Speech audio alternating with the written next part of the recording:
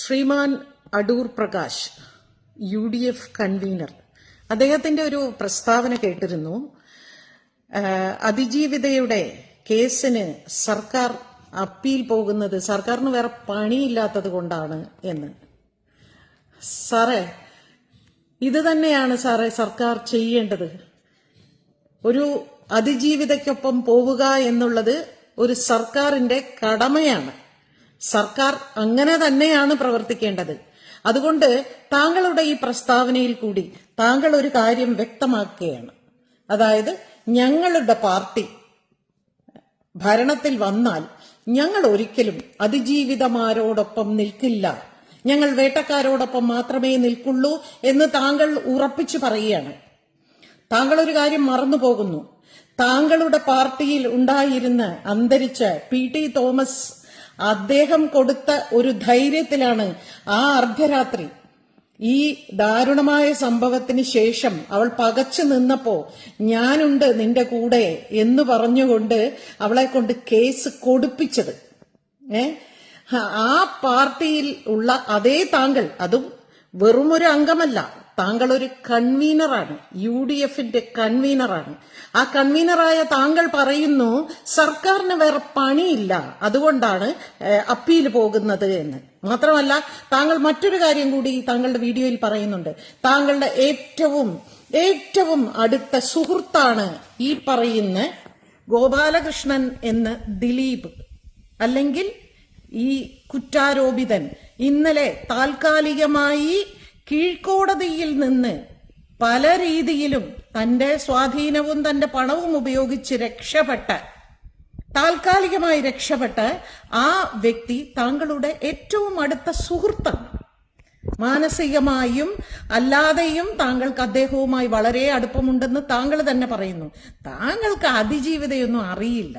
താങ്കൾക്ക് അതിജീവിതമാരെന്താണ് അനുഭവിക്കുന്നതെന്ന് താങ്കൾക്ക് അറിയില്ല സർ. അതറിയണമെങ്കിൽ നമുക്ക് പെൺമക്കളോട് ഒരല്പമെങ്കിലും സ്നേഹമുണ്ടാകണം.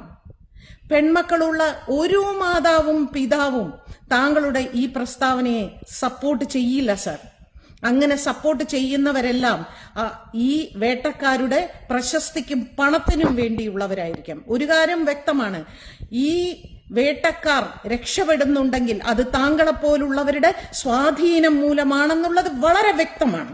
അപ്പൊ ഈ കേസിന് പിന്നിൽ താങ്കളൊക്കെ പല കളികളും കളിച്ചിരിക്കാം എന്നുള്ളത് വളരെ വ്യക്തമായി താങ്കളുടെ പ്രസ്താവനയിൽ കൂടി തന്നെ താങ്കൾ ജനങ്ങളെ ഈ തിരഞ്ഞെടുപ്പ്, തദ്ദേശ സ്വയംഭരണ തിരഞ്ഞെടുപ്പ് സമയത്ത് താങ്കൾ ഇങ്ങനെ ഒരു പ്രസ്താവന നടത്തിയതിൽ അതിയായ സന്തോഷമുണ്ട്.